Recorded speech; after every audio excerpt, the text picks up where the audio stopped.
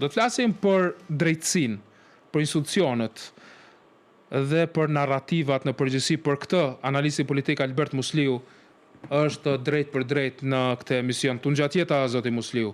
Besoj se tashmë jemi të gatshëm për të zhvilluar këtë bisedë së bashku. Përshëndetje. Kënaqësi që flasim bashk. Çfarë e ndezi këtë protestë, zoti Musliu? Ne i dëgjuam kërkesat e studentëve për drejtësi, për zbatim të ligjit, për provim të jurisprudencës në gjuhën shqipe, sikur garanton ligji, dhe përtej kësaj, sikur se tha Arioni, një nga studentët protestues, ka të bëjë edhe mesazhi është më i gjerë për trajtimin e shqiptarëve përgjithsisht nga sistemi. Është pakënaqësi akumuluar ndër vite apo vetëm një çështje provimi? Mirë, ato gjithsesi janë të ri, studentët nuk e kanë edhe memorien, kjo nuk është diçka që ndodh për herë të parë. Është diçka që të ne në Maqedoni ka ndodhur vite me radhë, mos flas qysh për viteve të 50-ta. Viteve 50-ta ka filluar me një gjuhësi, shqiptarët edhe dokumentacionin e kanë pas në gjuhën shqipe, komunikimi me institucionet ka qenë shumë shpesh me gjuhën shqipe, edhe me që shkon për mirë, ajo ka shku për ma keq. Domethënë, në vitet e 70-ta ka pas digjuhësi, përdorimi i amblemeve, flamurit shqiptar ka qenë një normalitet. Me pavarësimin e Maqedonisë, shqiptarët kanë pas një shpresë se situata do të përmirësohet, po fatkeqësisht nuk përmirësohet. Studentët kanë absolutisht të drejtë, po fatkeqësisht në Maqedoni një pjesë e elitës politike zgjedh cilat ligje do t'i zbatojë. Kërkesa e studentëve është në suazat ligjit, në kornizën e ligjit. Fatkeqësisht 2001 nuk bën një kompromis, edhe ai ishte kam qenë në moshë të mirë, në atë kohë kam qenë pjesëmarrës në disa procese, në insistimin e partnerëve tonë ndërkombëtar, u bën një kompromis, edhe i vetmi dallim ndërmjet përdorimit gjuhës shqipe dhe maqedonase u përcaktua në marrëveshjen e Ohrid, edhe ajo ishte në marrëdhënie ndërkombëtare. Për ndryshe, gjuha shqipe është gjuhë zyrtare për krah asaj maqedonase. Varet shteti si e rregullon teknikën, komunikojnë me shqiptarët, po kryesorja shqiptarët prej marrëveshjes të Ohrid, prej ndryshimeve kushtetuese, kanë të drejtë të drejtohen institucioneve qendrore, domethënë qeverisë edhe përfaqësive qeverisë në për komuna edhe pushteteve lokale ku janë spaku mbi 20% në gjuhë shqipe. Ato mund të përgjigjen në gjuhë shqipe, mund të përgjigjen paralelisht në gjuhë shqipe dhe gjuhën maqedonase, po kryesorja kjo marrëveshje nuk është bërë për institucionet, po është bërë për qytetarët. Ato të kenë drejtën dhe mundësinë që t'i drejtohen në gjuhë shqipe. Kjo që ndodh me studentët edhe me këto provimet është një mangësi e veprimit të përfaqësuesve të ligjet, jo të ligjit. Ligji e siguron atë, edhe tash paraqiten trima, siç është ky ministri i jurisprudencës, edhe si të them, e improvizon mos mundësimin e dhënies të provimit në gjuhën shqipe, gjuhën cilën studentët edhe kanë studiuar. Është e drejta e studentëve tash, mbasi ta japin këtë provim, a do të tentojnë të bëjnë ma konkurrent në treg, mësojnë 2-3 gjuhë, 4, në kuptu këtu edhe anglishtën, ose jo, po kanë të drejt edhe me ligj që ta përdorin vetëm gjuhën shqipe. Këtu ka një kontest para gjykatës kushtetuese, edhe nuk është i vetmi ministri i drejtësisë, po bile dhe kryetari i gjykatës kushtetuese cilët me këtë ligj, sikur ky ligj do të abrogohet. Në shtetet normale, ku ka studim të drejtës, ligji është efektiv përderisa ai ekziston. Se për ndryshe unë mund të inicioj një iniciativë para gjykatës kushtetuese për ndryshimin e ligjit për komunikacion, edhe mos pranoj të paguaj gjoba nëse vozis shpejt, vetëm për shkak se ka iniciativë atje. Nuk ka paragjykim atje. Atje duhet të vendoset. Ajo kur do të vendoset, pastaj edhe komuniteti shqiptar, edhe partitë politike shqiptare, shoqëria civile do të miren me rezultatet e atij vendimit të gjykatës kushtetuese. Edhe e dyta, kjo është edhe një mangësi e mënyrës se si është vendu sistemi. Maqonin me insistimin e partive politike shqiptare, pushtet, për shembull, u vendos që në referendum mos mund të vendosen çështje cilat kanë të bëjnë me etnikumin shqiptar pa shumicën edhe të shqiptarëve. Në këshillin gjyqësor, edhe në këshillin e prokurorëve, gjithashtu vendoset me shumicë të dyfisht. Fatkeqësisht për ligjet cilat bien me badinter, ajo është ai modeli i shumicës dyfisht, gjykata kushtetuese nuk vendos me shumicë dyfisht, që është një paradoks, po ja që nuk është rregulluar. Elitët politike shqiptare nuk kanë pas as koncentrim, as vëmendje duke bërë atë luftën e brendshme politike brenda komunitetit shqiptar, që t'i vendosin këto parametra që mos ndodh që një ministër i papërgjeshëm siç është ky, të mund t'i ngri të rrisë tensionet te qytetarët shqiptar. Tani ministri mund të jetë i papërgjeshëm sa do ai ka kryeministër sa për atë punë. Ka nivele të hierarkisë së pushtetit. Kryeministri Mickoski lajmi i ditës sotme thotë se qeveria po punon për gjetjen e zgjidhjes ligjore me të cilën studentët shqiptar të juridikut do t'u mundsohej që provimi i jurisprudencës ta japin në gjuhën shqipe. Ky është pra lajm që po lexoj te portali tv21.tv që është i njëstenishit Maqedonisë së Veriut. Mickoski tha se po kërkohet, siç thot ai, zgjidhje kushtetuese sipas standardeve ndërkombëtare, pasi ligji për gjuhët është kontestuar, sikur thatë edhe unë, në gjykatën kushtetuese, pikërisht për pjesën e gjyqësorit, dhe se Komisioni i Venecias ka dhënë mendim negativ për këtë ligj në pjesën e gjyqësorit. Tani, zoti Musliu, a është problem juridik ky? A është çështje vullnetit politik? Momentalisht kjo është problem i mos zbatimit ligjit. Ajo se ka kontest para gjykatës kushtetuese, s'do me thënë gjë. Ajo mund ndodhet që gjykata kushtetuese edhe ta refuzoj atë iniciativë. Mund edhe ta pranoj, po jo ligjin, mund të pranoj nene ndryshme të ligjit. Edhe ajo do të gjeneroj pasi luftë politike plotësuese. Unë ndëroj që këtë premtim që e ka dhënë kryeministri ta zbatoj sa më shpejt, po suazet për ta zgjedhur këtë çështje janë brenda ligjit ekzistues. I kontestuar ose i pa kontestuar. Përderisa ai ligj nuk abrogohet, ai është ligj efektiv. Ne kemi një shtet ku për shembull në fillim të mandatit kryetari i shtetit nuk kishte guxim ose nuk kishte vullnet t'i drejtohet shtetit me emrin kushtetues. Domethënë, këtu mund ta zgjidhni ju cilën ligj edhe cilën pjesë ligjeve e zbatoni, a pjesën tjetër e zbatoni pa kushzime. Nuk ka këtu kushzim.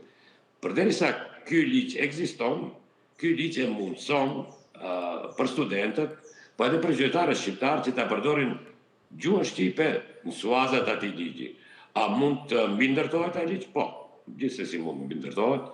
Shpesh këtu edhe politikanët, edhe gazetarët, edhe mediat kur u drejtohen zyrtarëve Maqedonës, u tregojnë shembullin e Kosovës, po jo rrallë ato nuk duan ta ndëgjojnë atë shembull. Domethënë, në suazat ligjit ka një gamë të gjerë mundësive të përdorimit gjuhës shqipe. Edhe gjuhëve tjera duhet të jetë. Ne kemi për shembull komunitete tjera të cilët e mbarojnë shkollimin e mesëm në një gjuhë.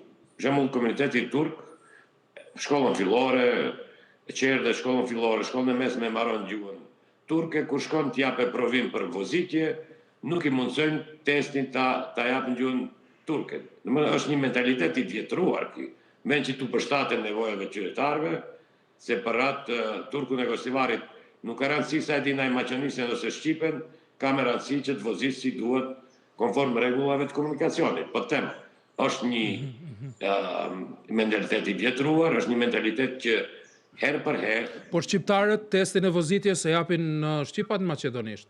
Po, e japin shqip. Po, pavarësisht duhet të them, shteti nuk duhet të vendohet si mbrojtës i diçkaje virtuale. Shteti duhet të jetë aty për t'u mësuar qytetarëve ta kenë jetën sa më të lehtë. Nuk kuptoj këto edhe testet, për shembull gjuhën turke, për turqit janë gjuhën turke ose për romët, për gjithë ato që gjithë sistemin shkollor e bëjnë një gjuhë, shkojnë të japin provimin e lejes të vozitjes, ato ballafaqohen me një gjuhë teknike, se gjuhë e komunikacionit, nuk është gjuhë e përditshme, edhe ngecin në testet të cilat duhet t'i japin. Domethënë ka shumë mangësi të cilat unë i inkurajoj edhe subjektet politike. Ka disa tema për cilat duhet të bashkëpunojnë. Kjo është një temë për cilën duhet të bashkëpunojnë, të lejnë anash atë luftën politike, të lejnë kush e ka fajin, ne si qytetarë dinë për çdo fazë zhvillimit të maqedonisë kush e ka fajin, po të gjejnë zgjidhje që qytetarëve mos u bëjnë ankth. Studentët kanë ankth, ato e rregullojnë jetën e tyre mbas daljes së këtyre provimeve, tash duhet shqetësohen, a do bëjnë ndonjë gabim gjyqësor, edhe ajo do t'i pamundsoj që ta marrin atë provim. Këta politikanë të subjekteve politike në Maqedoni, kryesisht ndarë në dy kampe, Vlen, BDI, bashkëpunojnë kur është çështja për të përfaqësuar interesin e komunitetit shqiptar në Maqedoninë e Veriut, zbatimin e ligjeve, në mënyrë që studentët ta kalojnë kohën duke mësuar, duke u përgatitur për provim të jurisprudencës, e të mos mendojnë që kohën ta kalojnë duke organizuar e duke marrë pjesë në protesta. Që nëse deri dje ato kanë mund të jenë shudër, edhe të bëjnë kurse nuk e dinë këtë shqetësim studentëve, mendoj se ajo protestë masive e cila ishte dje, i pamundson ato që të justifikojnë se nuk e kanë ditë. Ato e dinë, po patëm përplasje njëra me tjetër. Ato janë konkurrent politik, nuk janë amik. Edhe kjo është për të mirën një grupacioni, se në atë grup studentër sigurisht ka pas proviniencave të ndryshme politike, edhe ato cilët janë trit Vlenit jurist, edhe ato cilët janë frontit jurist, të gjithë e kanë njëjtin problem. Duhet ulen, ta diskutojnë këtë, edhe dalin me një qëndrim që kështu situata mos paraqitet. Shif, ne kemi një kryetar gjykatës kushtetuese i cili sillet si me qenë artist ose në një stand-up comedian për këtë temë, edhe ngrin tensionet te qytetarët. Unë e kuptoj se për disa subjekte politike ka përfitime nëse tensionet paraqiten. Po ato tensione nuk ndalen pas e kollaj. Edhe gjithë shtetin, gjithë shoqërinë e vendojnë një ankth të panevojshëm për tema cilat seriozisht rregullohen. Kjo nuk është ndonjë temë.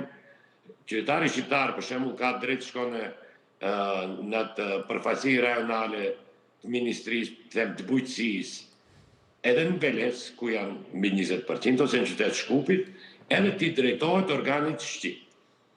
Organi duhet t'i përgjigjet edhe shqip, mund t'i përgjigjet shqip edhe maqedonisht. Edhe kjo është e drejtë ligjore. Për derisa ai ligj ekziston, ka obligim institucioni komunikoj me qytetarin konform atij ligjit. A kanë dështu partitë politike shqiptare? A kanë dështu partitë politike shqiptare në Maqedoninë e Veriut për t'i paraqit, mbrojt, kërku, artikulu kërkesat dhe nevojat reale të qytetarëve shqiptarë në Maqedoninë e Veriut? Shqiptash nuk mund të mund se kanë dështu... Duke u bazuar në këtë rast. Duke u bazuar në këtë rast. Rastin e protestës studentëve. Në këtë rast, absolutisht. Ne duhet të shohim këto ditë që vijojnë, a do të ketë reagim prej subjekteve politike shqiptare. Se kjo nuk është e drejtë cilën kanë qenë të detyruar t'ua sigurojnë. Kjo e drejtë ekziston në suazat ligjit. Ne kemi ministër i cili duhet mbanë përgjegjësi për mos zbatim të ligjit. Situata është shumë e thjeshtë. Ato kanë dështuar në sfera tjera, po edhe në sferën e përdorimit të ligjit, po duhet ta kuptoni se Maqedonia është shtet i kompromiseve, ku edhe partnerët tonë ndërkombëtar jo rrallëherë ndërhyjnë që disa tema të kalohen. Prandaj edhe marrëveshja e Ohrit është marrëveshje e kompromisit, nuk është marrëveshje me cilën kërkesat e shqiptarëve nisën vitin 2001. Po prandaj them, ato nëse nuk miren me këtë çështje, periudhën e shkurtë që vjen, ato mund të thuhet se kanë dështuar. Nëse miren edhe rregullojnë, edhe ai ministri ose kërkon falje ose marr përgjegjësi për atë akt që ka bë, atëherë ne atë punë do ta përshëndesim. Po them, këtu nuk ka dështim të ligjit. Këtu ka dështim të implementimit të ligjit nga një funksionar i lartë i qeverisë. Nuk është ai ndonjë referent pas ndonjë sportelje që nuk e di ligjin. Ai është ministër i drejtësisë, domethënë nuk ka suazat qeverisë ministër që më shumë duhet të di atë qeverisjen e ligjit dhe qeverisjen e drejtë, është obligimi i tij. Prandaj këtu duhet tulen subjektet politike, të miren vesh të bashkë veprojnë. Nuk është kjo temë ku ato mund ta përdorin për luftat e mbreshme politike.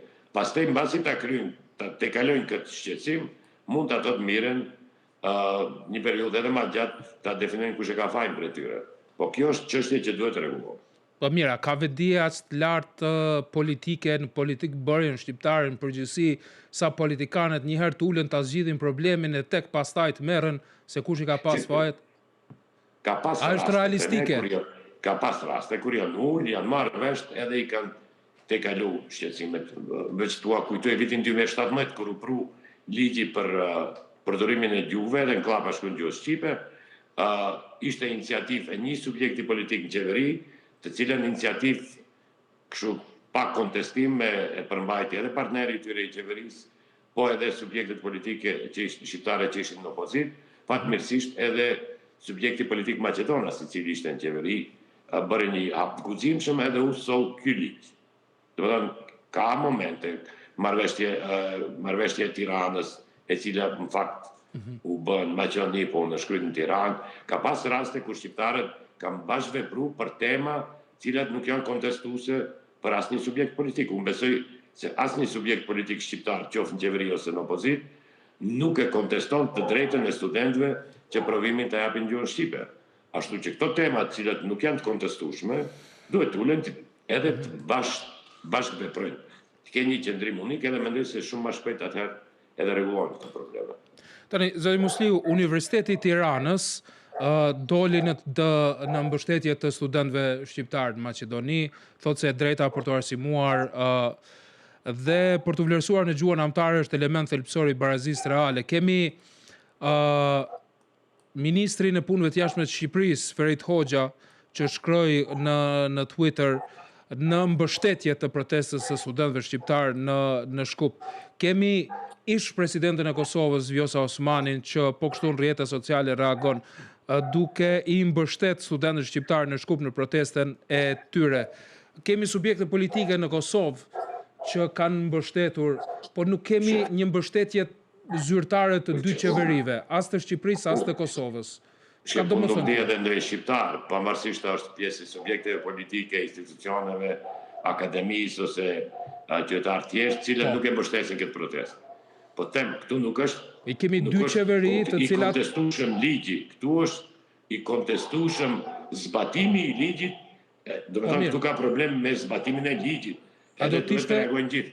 Unë uroj që partitë politike se ka pas tendencë edhe që ta partizojnë atë iniciativë, studentët kanë qenë shumë të kujdesshëm, nuk e kanë lejuar, edhe nuk duhet edhe të partizohet kjo iniciativë.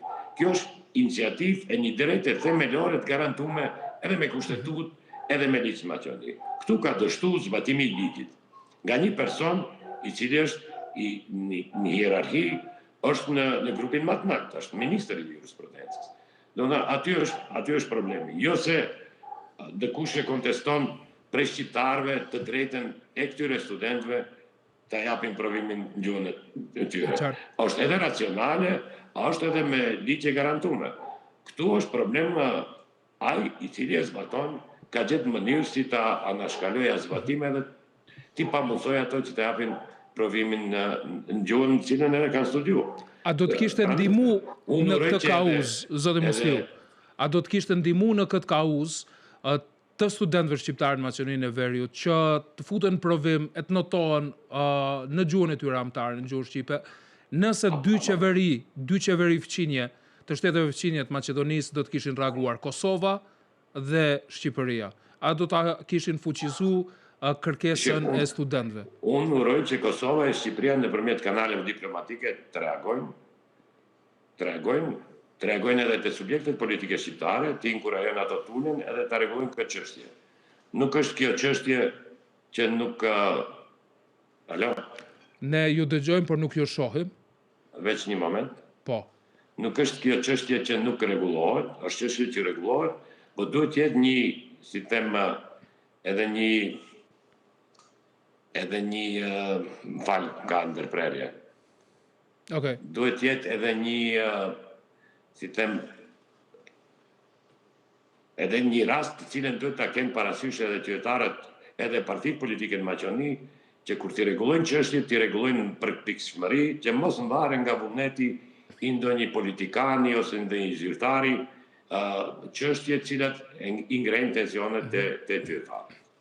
Nëse nuk zgjidhet shpejt kjo çështje, shpejt dhe drejt. Unë nuk besoj se studentët do ta ndërpresin. Kjo vetëm mund të rrisë tensionet edhe më shumë. Besoj se këtë proteste kanë organizuar në mënyrë shpejt, po nëse ajo protesta paralajmërohet ma gjatë, ajo mund ndodhe edhe në Shkup edhe në çdo qytet me shumicë shqiptare, që nuk besoj se edhe institucioneve dhe qeverisë i konvenon. Këtë çështje duhet ta zgjidhni. E qartë, zoti Musliu, unë ju falenderoj shumë që ju ndatë kohën tuaj për ne dhe gjithë shikuesit e Radio Televizionit 21 në Kosovë. Faleminderit edhe juve dhe përshëndetje drejt të shikues. Kënaqësi, faleminderit shumë.